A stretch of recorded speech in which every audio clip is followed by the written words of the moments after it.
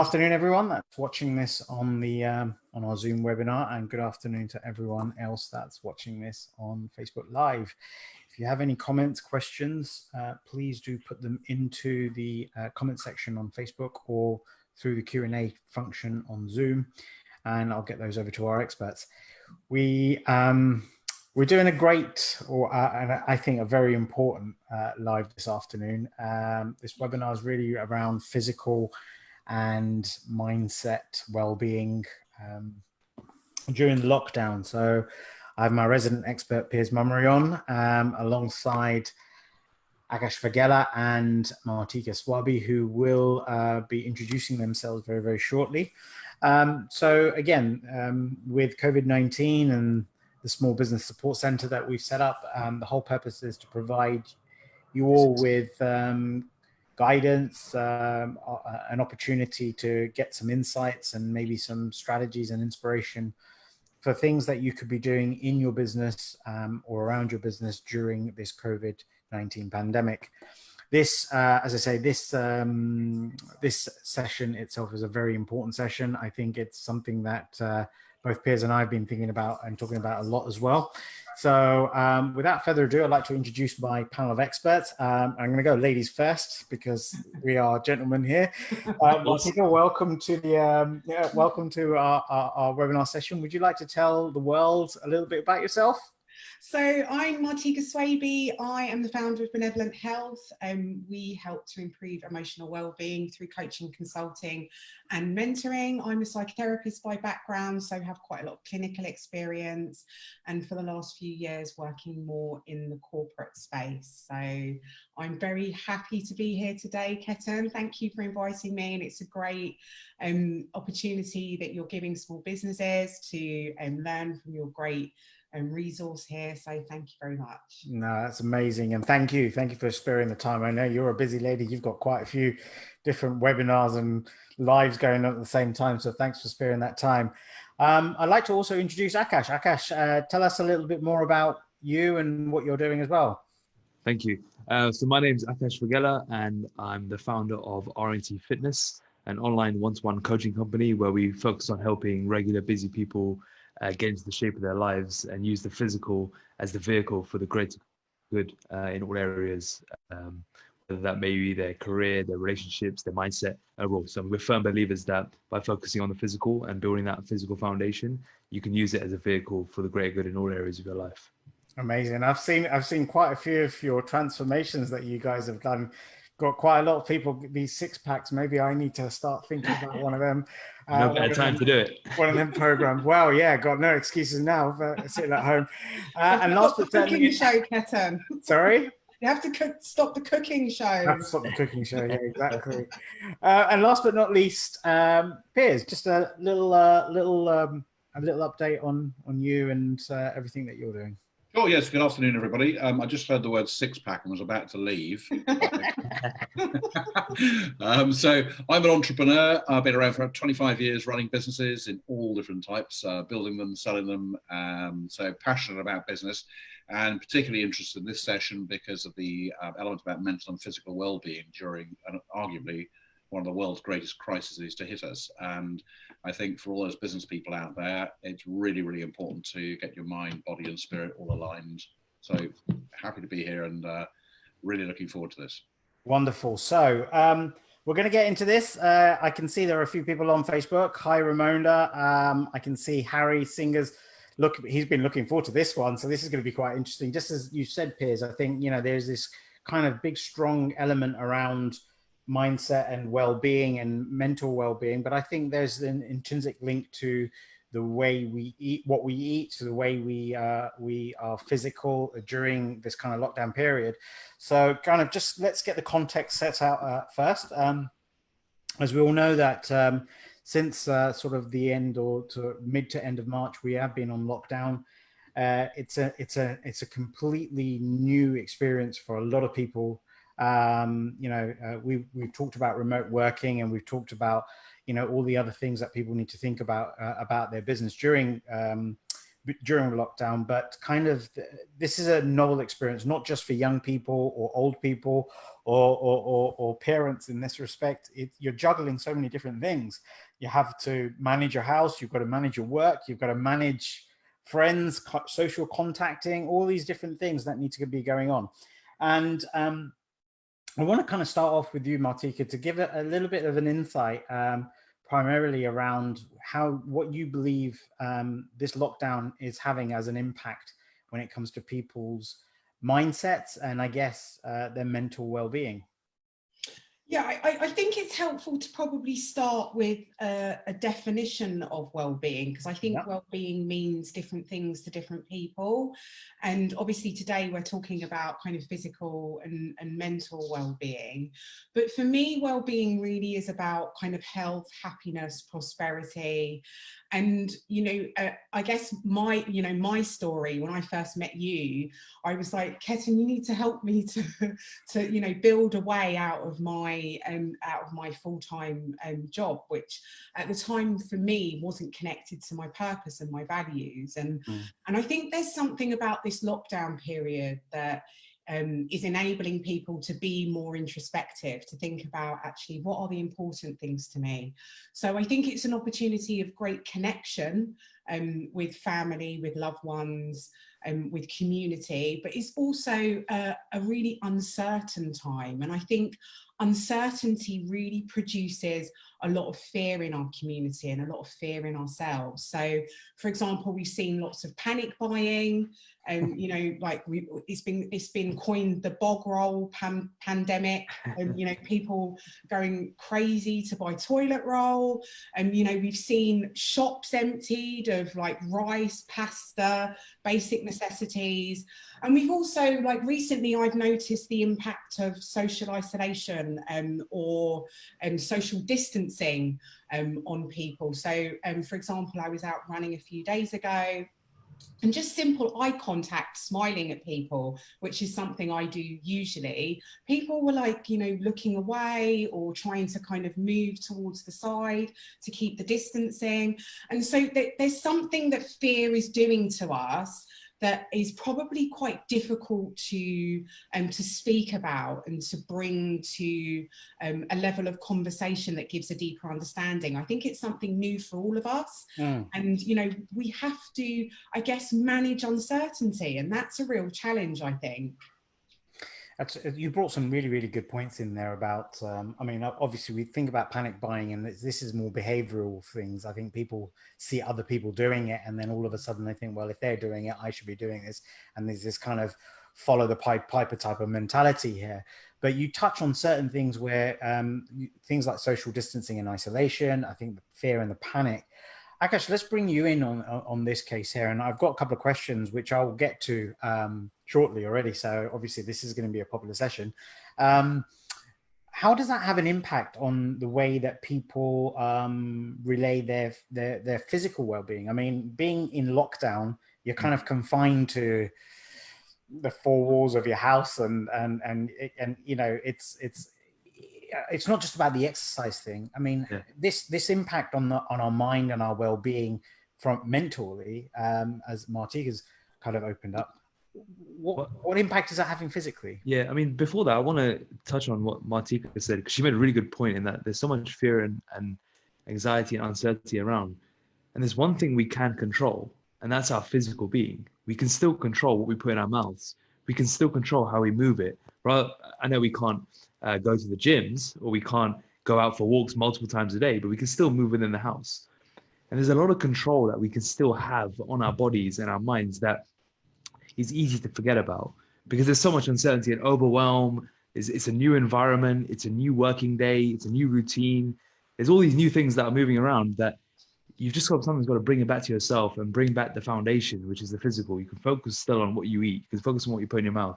You can still train effectively. And all these things can help bring a layer can help bring an anchor to your day, which is so sorely missed at the moment, where there is nothing that's certain, but you can still keep an anchor, which can keep you sane and feeling in control, as that may sound.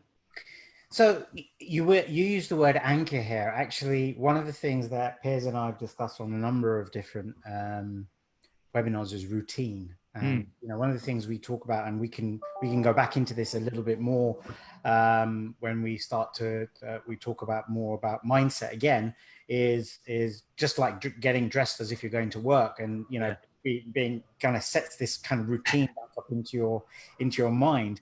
So I guess what you're saying here is sticking to that kind of physical regime that you have, whether the kind of nutrition thing that you have, the plans, etc. That anchor is, I guess, your routine.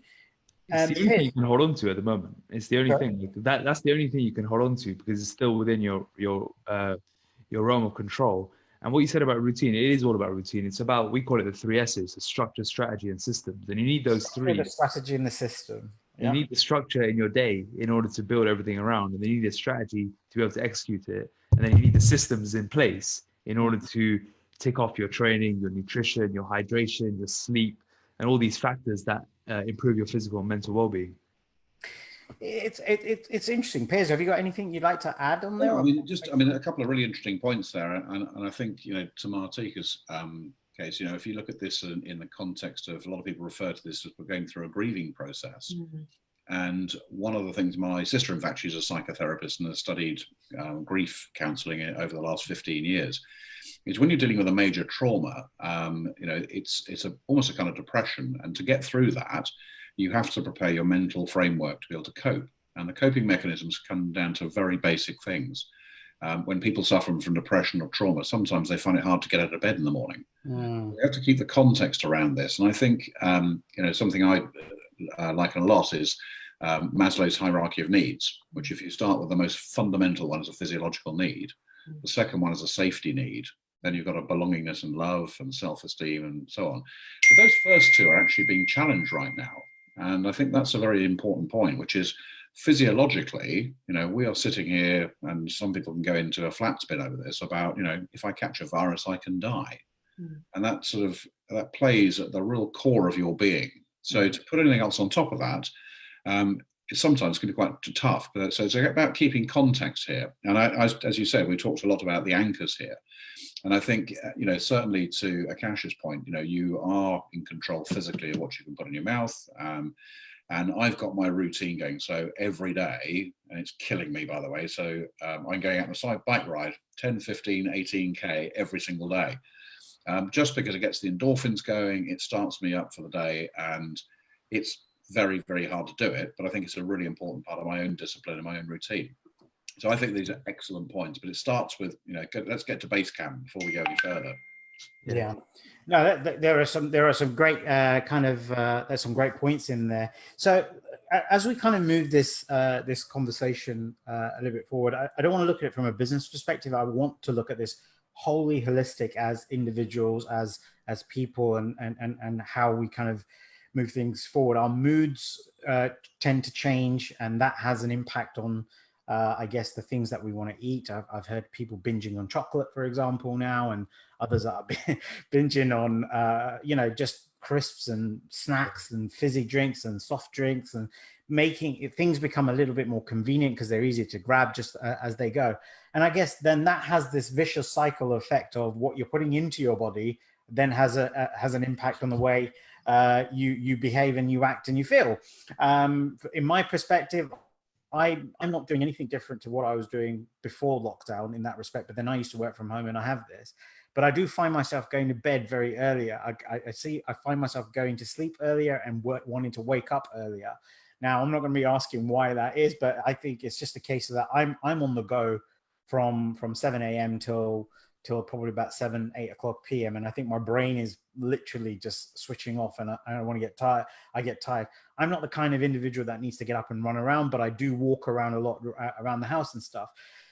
Coming to you, Martika, first, how important is it that you have breakout zones within your home and lockdown period? So if you do have a balcony, if you're living in an apartment, or if you've got a garden, that you're using that kind of time to break away from the environment, to switch off, maybe change your way of thinking, maybe using things like your kitchen as an area of creativity, I guess, and using your living room as an area of relaxation. How important is it that you have sections of your where you live as for for different mind activities and stuff like that. Yeah, I think that's a really good point about the breakout areas. Like yourself, I work from home a lot, so my routine hasn't changed much. Obviously, we're more restricted in terms of kind of going out, but I think for me, I like to create more of a mental space. So for me, like prayer, meditation, and being able to kind of be mindful really, and have that time to kind of switch off and be a bit more introspective is helpful, and regardless of the room I'm in, I'm able to do that. I think absolutely I'm cooking more. Like in the last week I've baked 2 cakes. I never bake.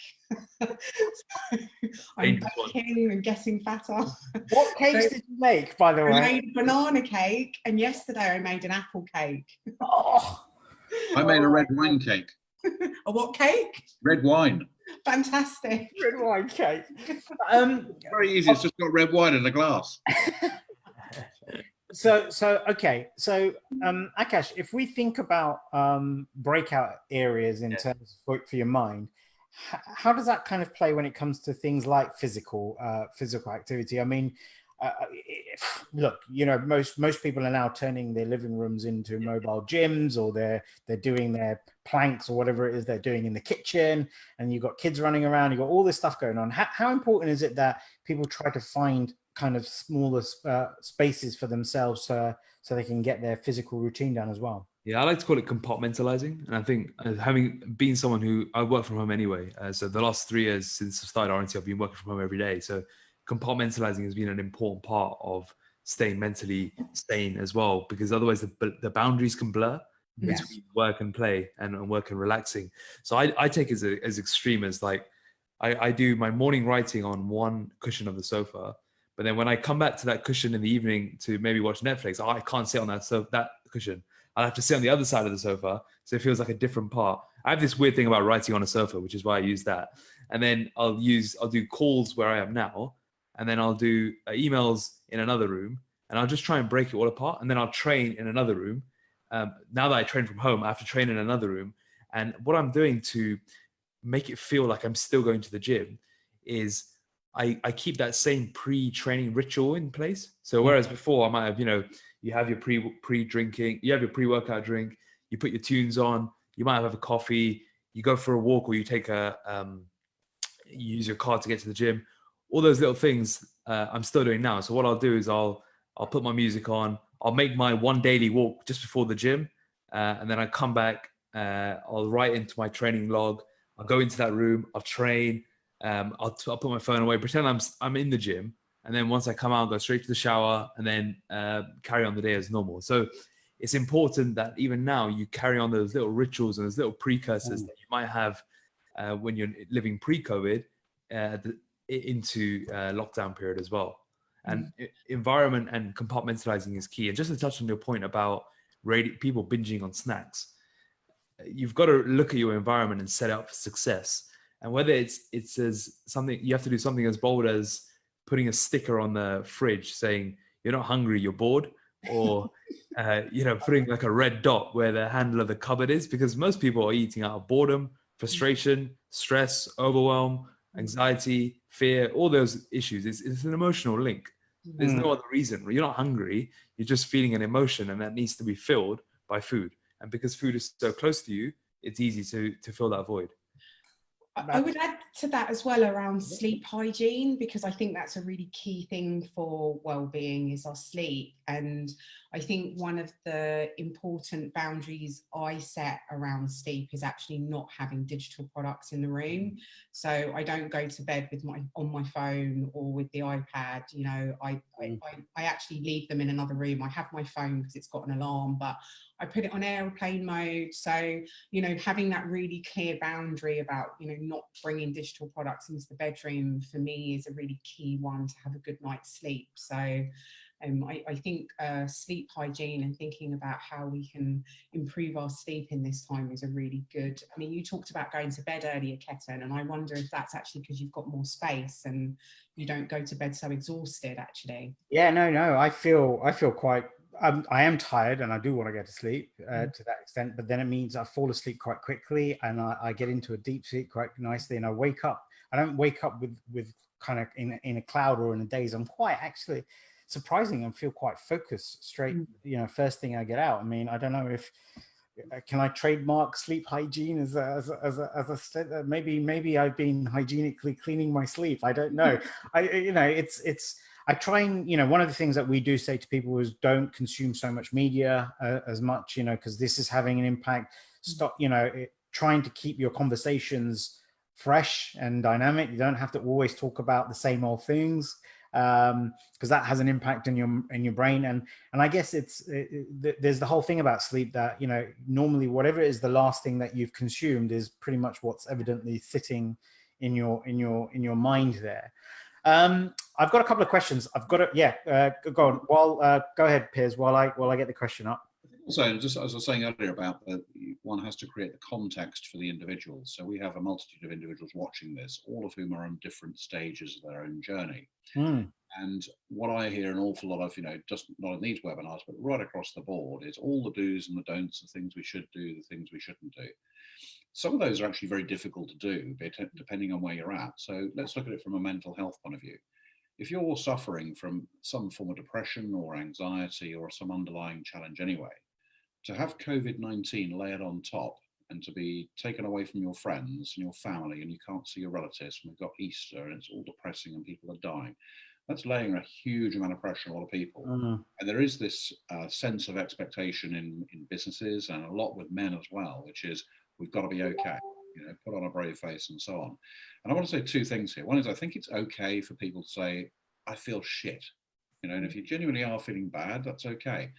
And at that level, at that point, don't worry about all the do's and the don'ts and have the routines and have this. And you know what? Do what the hell you want that's going to make you feel good and get you to a place which is normal. Okay, then you can start to put in some of the ideas and the tips and techniques. We mustn't forget that there are a lot of people who can't cope with this. I've had friends on the phone, actually a lady in tears, good friend of mine, just out of sheer frustration and panic and not really sure what to do. Now, and I can't say, well, do this, do this, do this. All I can do is listen. And all I can do is say, do what you need to do. Find your own reset button. Yeah. The word of caution, of course, is don't let that become habitual, because it can be a spiral down. But I think absolutely that, the things that we're talking about, that Akash and Mateka are saying, is absolutely correct. But let's make sure there's a context there as well, and we're not sort of jumping too ahead of ourselves, because some people are not that level yet. Oh no, of course, absolutely, and I think everyone comes at it from a different angle. It's the situation, the problem you have, like you say, is it can become habit of it's okay to reset, it's okay to do this, it's okay to do that. I think one of the biggest things is keeping conversations going. As we do these, we're doing these types of webinars to keep the conversations going. I want more and more people to come forward and even have a conversation for 3 minutes with a total stranger. It changes the whole perspective. While you may not be able to see a loved one, you can almost make an emotional or a kind of a social connection with someone completely different and have same. And I tell you, we mustn't underestimate the value of that, because there are plenty of people in my personal circumstances. I'm divorced and my 3 children are living with their mother. I can't see them physically. So that's a terrible plan. A lot of people like that, but children living with mum and or dad, and just not having that ability to go and see your parents, and particularly things like Mother's Day. We know the number of people who are distraught they couldn't see their mother on Mother's Day. You've got to find coping mechanisms to deal with that. And you're right. I think keeping communication going and making an effort to talk to people is a very, very good thing. So I would advocate that as base level. Just talk to people, pick the phone up. Just to add on to that, Piers, I think communication is massive. Over communication is big. And just something on coping mechanisms. I think that's another slippery slope that people can fall into, in that the coping mechanisms they use end up being alcohol, too much media use, too much TV use, and then things up making things even worse. So I think it's important to stay aware of what coping mechanisms you may be using to help you through this. because I think that's where things can really spiral out of control. Yeah. Yeah. I mean, I think with our lives being at home now, for me, there's a real temptation to overwork, to work too much. Firstly, because my work's my passion, but also it's like, well, what else is there to do then? I'm also exercising a lot more. But I just wanted to talk about, you know, being good enough, and actually, you know, what you were saying, Piers, about being kind to yourself, and, you know, that self-care, that self-love. And actually, you know, it's good to have a routine, and it's good to, you know, build structure and compartmentalize and eat well and do all these things. But sometimes it's okay to just eat what you want and don't do your exercise, and have a few more beers, and, you know, have another glass of wine and eat all the cake. And, you know, enjoy yourself as well. You know, that's good. And there's some, in psychotherapy, we call that being good enough, actually, that we don't need to be perfect and we don't need to get it right all the time, but we need to be good enough. So I encourage, you know, everybody watching today, just to be good enough, and you can have those, you know, bad days. That's amazing. One thing we were talking about just now with one of my team, she's now homeschooling and she's got kids, and obviously everything's all over the place. And she said, we were talking about this exact thing about, you know, there's no potential for structure there. There's no routine there. There's a lot of context that needs to be given for that. And what she said is in her conversations with all fellow mums who are going through this, and I think they're the ones who are really, their lives are completely changed with how overwhelmed they are now with dealing with homeschooling. And she said, you just got to take the pressure off. Like, they're not super women, and then we're not super men. We've got to take that pressure off. And as long as you're doing small things daily which make you feel good, don't put too much pressure on yourself, because that will just make things worse. Yeah, I like what you say there about do small things every day. You know, One tip I'd like to say there, Yeah. which I've done for years, is make your bed every morning. Because when you get into bed at the end of the day, at least you can say you've done something. Mm. I like that. That's a nice way of looking at it. Really good perspective. Speaking about perspectives, I need to get some of these questions. They're coming in. So our first question actually comes in from Guatemala City. So, Wow. welcome, Sharon. So her question is, physical health is difficult working at home because they're normally in front of a computer during labor hours or working hours. They often have to sit down a lot. What kind of stuff would you recommend?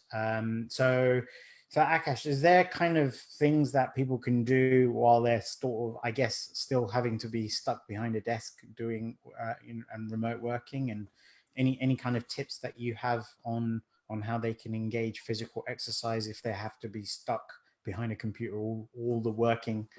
Yeah. I mean, if you're stuck, if you have to show up and you're on potentially Zoom calls and meetings, one thing you could do is you could just walk around the house and take the meetings and take the calls. I mean, walking meetings are a really good way to stay active while still quote unquote working.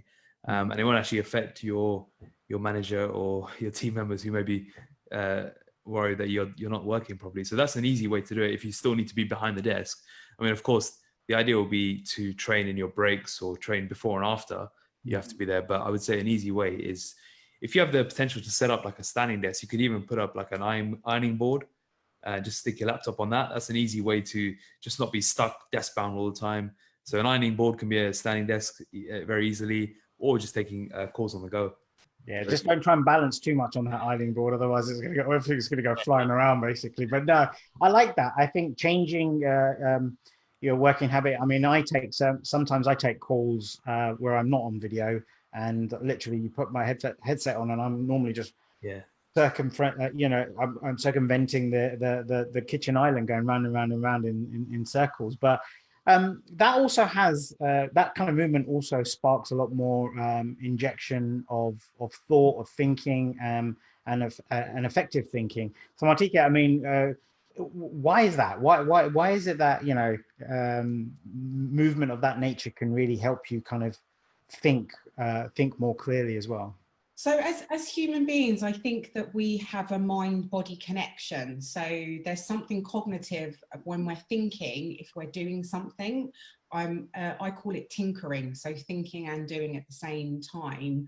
So that's why I find things like Lego, like using Lego in workshops, or using things that people can touch, really helps us to connect what we're thinking to what we're doing. So there's something about movement that produces innovation and creativity. I like to use a stand-up desk, so because I like to move when I'm talking. I also use a medicine ball, so I can sit, using my core muscles, because I get a lot of backache. So whatever works for you. I think that it's about finding kind of how you can connect and be fluid in your thoughts. That's really, really good, good insights in there. One of the key things on the posture element with working from home and finding that you're probably sitting a lot more than you normally used to, is just moving around in your position. So sometimes you might be standing, sometimes you might be sitting, sometimes you might be on a sofa, sometimes you might be on a chair. Just that your body likes change in posture, and what it hates is just being stuck in one position for 8 hours in a row. So Yeah, just be aware of that. No, that's really important. I think when you get that kind of discomfort because of your posture, you become fidgety. That fidgetiness then has an impact in your ability to be a particular kind of person for the other people that are around you. So you can become quite irritable or irritant as well at the same time. So it can have a ripple effect as well, not just on your work, but I guess on the other people in your house as well. So Ronge Okok has actually sent in a question saying, hello, Ketan, do you suggest for well-being to have one or different dedicated moments during the day on remote working, and specifically when during the day there are lots of calls or video calls that you've got to do? So I guess thinking about your well-being, is there a difference if you have only one time of the day when you do? I mean, like Martika, you mentioned about the fact that you do prayers and meditation at one point, and then you're kind of going into particular things. Whereas Akash, you mentioned you spend a bit of time journaling or writing notes and stuff on the sofa, and then you come back and do Netflix, which is you're kind of switching on and off kind of stuff. Is there a significant difference between having one moment or multiple moments during the day? If anyone would like to? I mean, I can go from a physical point of view if you want. Yeah. So research is quite clear that if you're talking on a research level and metabolic level, if you compare like batching all of your movement into one go versus spreading it throughout the day, the latter is always going to win because your body likes to keep moving. So I don't think paying attention to your well-being should only be for one particular moment in the day. And it's important to know, I think we've discussed it already, in that well-being isn't just going outside and going for a run or whatever it may be. There's a lot of factors to it, and I think it's something you should consider throughout the day, whatever you may be doing, and build it into your work or your routine or your day-to-day structure. And what about from a kind of a mind well-being type of space, Martika? Yeah, something I'd say is we now have I'm a big fan of routines, as you know, but if you've dedicated now a workspace in your home, which is, bear in mind, this is a workspace that your boss is not going to look at, your colleagues are not going to look at, so it's your workspace. You can have whatever you like in that. So one of the things I would advocate is to prepare a list of all the things you think they're going to motivate you, and have plenty of visual reminders. So if you're sitting against a wall, for example, get some blue tack and stick photographs all over that wall, the things that motivate you, a picture of a holiday or a boat or a car or an experience or a friend or an animal, all the things that just remind you of some positive, nice things, have them all in front of you. That's one thing which will just, if you're ever a bit stuck, you can just look at your own wall, see all those lovely things around you that get you a bit more excited, and hopefully lift your spirits a little bit. So, and this is kind of coming back to the question that was just asked on the Q&A, actually, because we just had that from our webinar there about how do you stay motivated in work. Having one of those areas, as I say, which gives you constant reminders. But I think we need to also define what motivated in work means, because I think sometimes it's a situation. Does someone mean, how do I stay focused in the work that I'm doing, or how do I remain motivated doing the work that I'm doing? Well, it's a really interesting conversation there. I mean, so as a species, we're either we're driven towards pleasure or we're driven away from pain. So it's almost like it's something related to incentive and reward. So if you want to remain motivated to work at your desk, it requires a lot of discipline, and it requires, you know, a lot of self-motivation to do that. Not everyone's got that. So one of the things you can advocate, excuse me, advocate, is to set yourself little goals and little incentives, little rewards, which is, if I achieve a particular piece of work, I'm going to watch a film that night. I'm going to make a phone call I want to make. I'm going to eat something or drink something, take a bath. Give those those are rewards if you achieve the things you say you're going to do. And then have the discipline not to have those if you don't achieve them. Oh, I don't know if Martika's made banana and apple cake. I don't know if I could. I've eaten it all though. Okay, guys, just on what Piers said. Martika, I'll come to you. I know because there's a few points that you wanted to bring up on the previous bit that we're talking about. But just think, what's your kind of take on rewards and, you know, to help yourself keeping motivated? So Martika, over to you first. In terms of rewards, I think that you need to, I personally think the best reward is being connected to your purpose. So if to stay highly motivated, you need to understand what motivates you and, you know, making those things a priority each day. So for me, you know, being able to physically exercise, to do prayer, meditation, have a good coffee in the morning, you know, those three things really motivate me, and that's how I perform at my kind of peak, if you like. I'm not saying I do that every day. Some days I wake up and I just want to be lazy, and, you know, I do that because I'm human. But I think that, you know, understanding actually what gets you connected to your purpose is really key for staying motivated. The other really simple thing that we can all do is, you know, if I'm doing a piece of work that I need to be focused on, I set a timer for like 45 minutes and I remove, like, I take off my email, I take off my phone, all my phone reminders, so I'm not interrupted, because actually we're in a world where we're constantly bombarded with information. And, you know, I can find myself, I don't know if anyone else finds this, but I can find myself doing about 10 things at the same time, and I've never finished anything. I'm multitasking so many things. So to have that uninterrupted time, and maybe that's why I like my morning time, because, you know, everybody's sleeping, no one's around, I just feel peaceful and calm, and I feel like I can really focus. So I think as a quick way to feel motivated, it's just to focus on one thing and nail that thing, rather than being distracted or trying to do lots of things. Really good stuff in there. And Akash, how do you kind of follow on from all of that? Is there anything else that you kind of would add to what's been said by Piers and Martika there? I mean, I think what Martika said there is absolutely bang on. I'm a big fan of not looking at my phone before 11 a.m.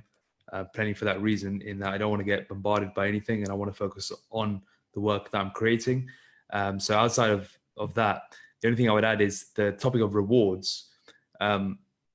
What you can do, what I like to do is just play a game with it on a day-to-day basis. So, you know, if you do this, you get X, but it's just small things in the day that just not keep you motivated, but just make it, gamify it almost. So, for example, my one is, once I've completed 2 to 3 hours in the morning of deep work, I will train. And then once I've trained, I'll do an extra hour work, and then I'll eat breakfast. And then once I've done my next work block, I'll go for a walk. And once I've done my next work block, I'll have my porridge or whatever it is. So it's like the same, the little things that will drive the next thing forward, just to keep things interesting and make a game of it a bit. Just something else to think about, again, keep context on this. I mean, there are probably people watching this, and there's a lot of people out there who are not working. So, you know, you've got people who've been forced into the home now because they've been laid off, in some cases, furloughed. And that's a tough place to be as well. If you're used to working and you now can't work, what do you now do to keep yourself motivated? You can't go outside. And that's where maybe some of the sort of physical exercise is probably more important. But, you know, the devil makes work for idle thumbs. You know, so how do you keep yourself busy if you're not working, or if you're a mum staying at home or a dad staying at home to look after children? You've now got a partner working there and you can't keep the children quiet. You know, there's a whole amount of pressure of building in that little pot around you. I mean, there's multiple different scenarios here that you're describing. So with the we'll take the first one with the person who now has nothing, who's twiddling their thumbs essentially with what to do. There's one thing which you brought up is now you can focus on your physical exercise, you can focus on your physical being, you can pay more attention to your health. But then outside of that, it's like I was thinking about this earlier. I was like, we keep hearing like, for those of who have more time, start doing the things that you've always wanted to do or start learning the skills. But it's like, well, what skills do you do? Like, there's so much choice. Yeah. There's so much choice. It's like, you hear like, now's the time to work on your skills. Now's the time to take that course. But which one do you do? So I think there can be a lot of time if you had a lot of time, this is the time to use it productively, to be introspective and learn about what you actually enjoy and what you actually want to do. And maybe that will help define the new things that are going forward. And you can use it as a period of reinvention. But it's just so difficult because there's so many choices. Okay, let me put another one in. What about overexertion? I think when you've got too much time, that you end up doing more things than you should actually do. And I'm not talking about eating chocolate or drinking beer. I decided in my eternal wisdom on Sunday to actually clear out the shed in the garden, for example. Thought it was a lovely day. It's gonna, so we started about 11. I took my time casually getting there, and I thought, oh, okay, this is gonna be like that. And you start taking a few things out. Eventually, you get to the point where you've actually ripped out the whole floor of the shed. Decided you're gonna take all of that out, pack all of that, build a brand new floor, and then redo the whole thing, which was great because about 6 o'clock in the evening, I finished. I felt brilliant in my mind. The following morning, couldn't even move, right? I couldn't move, all right? So what kind of advice do you give to people that overexert on activity? That's a good thing what you just done there. So tranquilizers. No, I think that one of the challenges when you are a person that likes to do is actually to be still. I think that we underestimate the power of rest. And if you've worked your whole life and you suddenly find yourself without a job, I think that it can be really overwhelming and really challenging. And to feel like you deserve a rest is actually really hard. I think we live in a culture, we live in a society where we always feel we should be doing something, and actually if we're not doing something, then we're not being productive. But actually rest, and in my periods of rest, like if I go on holiday and I'm just relaxing and reading a book or doing something that I enjoy that's peaceful, it's amazing how creative you can become, and how many new ideas that you have, and we need rest. So there's nothing wrong with having a break, and you're not lazy and you're not worthless, and you're not doing anything wrong. I think it's a really, now is a really good opportunity to rest, and I'm speaking to myself here because I don't. Yeah. Well, I would say the same thing about myself, that I get the rest, but then I was getting the guilt trip from my wife, basically. I said, oh, I'm not going to do this at all. I'm going to spread it over 5 weekends or something like that. And she goes, yeah, but the cars need washing and the garden needs cleaning. And I'm like, oh, God. And then from sitting here actually just casually watching a couple of movies on a Sunday, it turned out that I became Bob the Builder, basically, which was not entirely advisable in that sense. So if you're a man of my age, kind of getting along that way, don't try and think that you can re-landscape the whole garden on Sunday afternoon, actually. So it was great from my mind thing, but obviously it kind of slowed me down in another way. So what I want to do is, I'm conscious that there are some other areas that I want to cover during this time that we have together, and I want to move a little bit into nutrition, and I want to talk a little bit about nutritional stuff. So obviously we're in a generation of foods and veganism and all these juicing and juice fasting, and I've heard of people like, oh, I've got a lockdown, so I might as well fast and not eat anything for 5 days, and water fast or wherever it is that they're doing, which I think is absolutely bonkers, basically, but each to their own in that respect.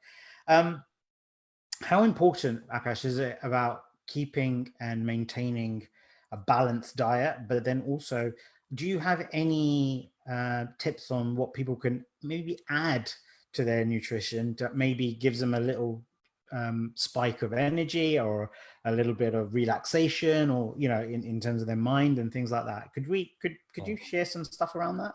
Of course, I mean, there's so many different diets out there, and the one that works is the one you can follow. You know, it's as simple as that. There are very few principles that you actually need to follow. So if you're after fat loss, you need to eat in a little bit of a deficit. If you want to maintain, you eat a maintenance, and if you want to grow some muscle, you eat in a surplus. It's very simple, and all you need to do then is craft a diet that works for you, and you can stick to not only in the short term but in the long term as well. And then if we talk about basic principles that people can do while at home, that will help them with their energy levels and just generally feeling better. I would say it's as simple as things like drinking 2 to 3 liters of water a day, adding protein to their meals, making sure you're eating some fruits and veggies. Very, very simple things. The things that we all know about, just adding them into your day, like making sure each meal has a protein source is good. You'll be surprised how much more satiated you'll feel, how much more energetic you'll be, and how less tempted you'll be to succumb to cravings. Drinking water, again, it's going to keep you satiated. Most people who think they're hungry are probably just as thirsty.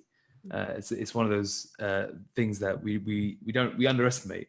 So little things can go a long way here, and the act of adding vegetables, fruits, protein, water can be the base of a very healthy and nutritious and balanced diet. Okay, and from a mindset perspective, Martika, I'm going to put this on you because I've had a couple of people in my network that have had this kind of situation where one person's actually showing symptoms of COVID-19 and they've had to self-isolate in their house, you know, and they're having to isolate in a room, and you know, and they've got to stay away from their kids, they've got to stay away from their partner because their partners perhaps they've got underlying conditions which could have an impact as well. We just talked about, you know, balance of nutrition and keeping your mind kind of sane, but if you're stuck in a room all day, how do you deal with that? You know, I mean, water, I get staying hydrated does more than just keep our bodies kind of nourished. It keeps our mind kind of fresh. But what kind of advice would you have to someone that has to self-isolate inside self-isolation? That's a real challenge, and I've got a friend in a similar situation. So her husband's a doctor, and he's just picked up COVID. So he's in one end of the house, and she's in the other, and they're like waving each other through the window, and that's a really difficult situation. And I think depending on what the person likes doing, if I was in there, I'd probably be binging on Netflix and eating some nice food, and I'll definitely have some gin and tonics. But I think it depends on you and what you like, and so, you know, the reality is you can only really do static things like, you know, watching programs, reading books. You know, if you've got your laptop and you're feeling up to it, if you're feeling well enough, you can, you know, be on there, maybe doing something productive. But again, it's back to, you know, is it okay to rest? And I think, you know, if you're not feeling well, I think it's okay to relax and binge a bit on Netflix and eat a bit of bad food. I think that's, you know, okay in that kind of, you know, recovery period. Obviously, we don't want to make it a habit, but I sometimes think that we're a bit too tough on ourselves, that we have to be doing things all the time, and we don't. So let's flip this the other way around now. So we've been talking about what it's like in life as in lockdown and isolation, and you know, the do's and don'ts. And as Piers has highlighted, you know, everyone's at a different journey, so we've got to take things into context. What do you think it's going to be like when they lift lockdown? What do you think people's minds are going to be like? Do you think people will become overwhelmed with the fact that they can actually go and meet people again, or go out and stuff like that, and maybe not do any of it at all? Or do you, you know, where do you see behaviors moving towards once the, you know, the government turn around and say, okay, it's safe for us to leave our houses? I don't think it will be linear like that. So I think there are some people at the moment, as we see, like I live near Hampstead Heath, and at the weekend it was full of people, you know, not respecting the social distancing or isolation rules. So there are groups of people that it's not going to change anything for. There are groups of people who have been extremely isolated, that live alone, you know, that haven't been able to connect with people for several weeks, that are probably going to find it a strange dimension to be able to just go out and live life again. And I think as well, the reality is that, you know, schools have said that we're not going to go back until September. So even if this is removed, there's still going to be homeschooling and, you know, this extended kind of break for kids. So I think it's not going to be a linear thing that we're all going to experience the same things. But one thing I do think would have impacted all of us actually is, you know, what we really value in our lives and the level of gratitude that we have around things, because I think that this time has really given us a space to think about what we really appreciate in our lives, and to be more grateful. And on the other end of that, for people that have, you know, are in abusive relationships or difficult relationships, you know, they'll probably be absolutely relieved to be able to get out. I think like domestic violence has increased, you know, 20-fold since lockdown, because, you know, the police are involved in other things. They've got other priorities at the moment. So, you know, we're not taking perpetrators to court. So, you know, some people are really suffering in this time, and it's not a time of connection or gratitude. It's actually a time of deep fear and unhappiness. So I think we're going to see many different things. Gosh. We're going to have to go on from that. Please. I think, yeah, I mean, what Martika said there, I think hits the nail on the head on all aspects, in that we don't just have you lost Captain? Yeah, he's frozen. Are we back? Oh, there he is. Yes. Yeah, I was just saying that what Martika said is just emphasizes how there's always two sides to the coin here, and that we can be grateful about what we have. Those who are fortunate like ourselves, we can stay grateful, but it's not the same situation for everyone. And it's very difficult to predict what post-COVID life is going to be, because we're rapidly changing what we're doing now, and then having to gradually go back to what we consider the old norm. I think there's going to be a lot of new normals for people that have come out of this. So even things like working from home, or the way people do business, certain industries, like I do worry about them, like the hospitality industries, shopping centers, the high street. I think there's going to be a lot of change, a lot of thinking differently, and a lot of new norms for people who either thrived in this situation or suffered in the situation, or just managed to get through. I think a lot of new babies as well, I think. Yeah, we're going to get the baby Zoomers. Baby Zoomers. I like that. That's really good. Sorry, just two things. One, I've got a hard stop at 4, so I've got to get off in a couple of minutes' time. So I kind of want to just say, you know, a couple of things before I just jump off. But I think it's an excellent point there. And I think, you know, to the point from Martika there, your question about what will happen when we come in a lockdown, I think there's going to be an enormous series of different examples depending on where people, where their minds are at. And I think that the challenge is going to be this false dawn, because coming out of lockdown doesn't mean we're going to be out of it forever. We're probably going to go back into it again. And that's going to be a really strange period for people to try to adjust. So yeah, there may be a sort of a rapid rise in pop-up parties, pop-up shops opening, you know, people going to pubs and restaurants and bars, all the things we took for granted. We're probably going to go, wow, you know, hugging people and handshaking. We'll probably find strangers walking down the road, high-fiving each other just because. So I'm hoping, you know, and I always try and say to people, be optimistic, but not too positive. So you can't deny reality. So, you know, we're in a very strange time, and, you know, we've seen huge community spirit coming together with people singing out of windows and all that sort of stuff, which is amazing. And I think it's, you know, it's going to continue. So I think there's a lot more community when people will come closer, because we've lost a lot of things we took for granted.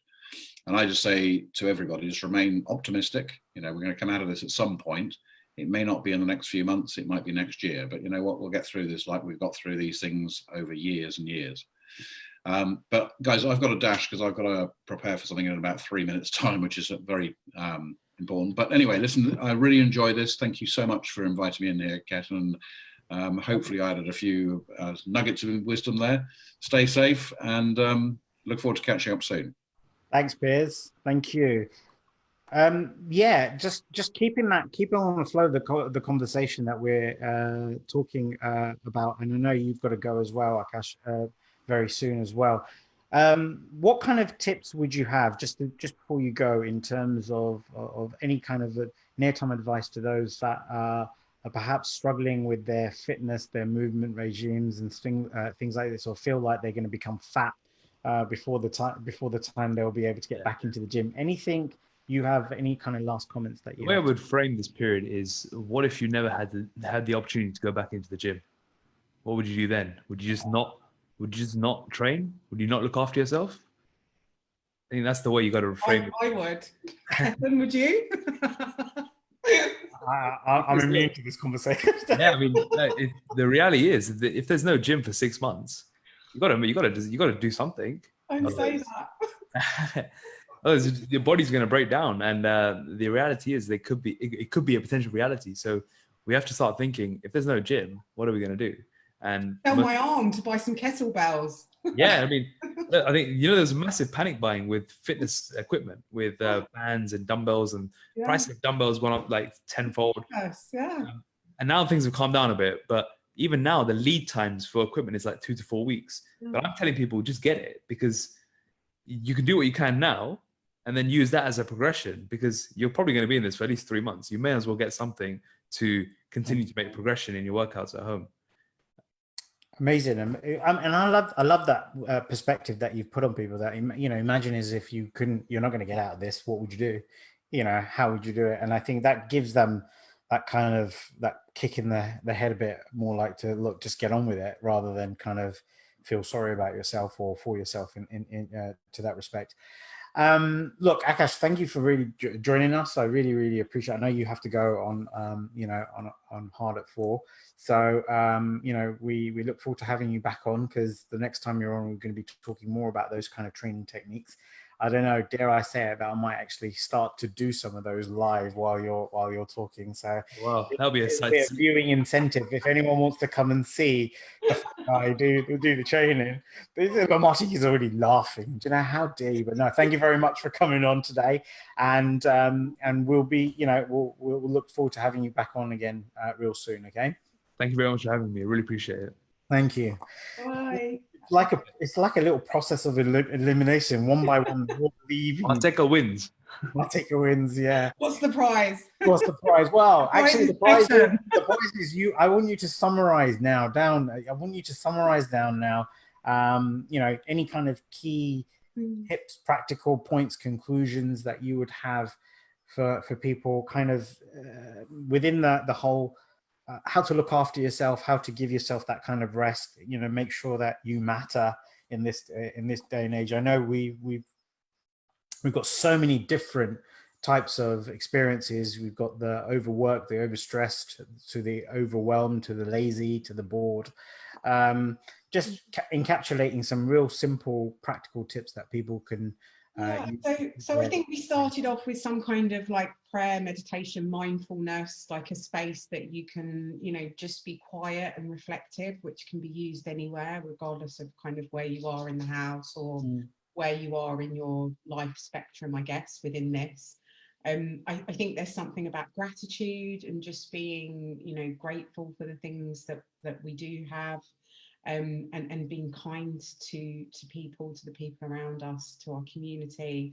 And then I think the last thing that we talked about rest and how we can use rest, but I think the last thing that I would probably want to say is just around giving, which is kind of counterintuitive when we're in a situation where, we're all in a problem. But actually, if you can help your neighbour, like cook an extra meal, or when you go into the shops to pick up something for someone, if you've got time to volunteer, or just do something else to give, because I think that really helps you to get out of that, like out of your head.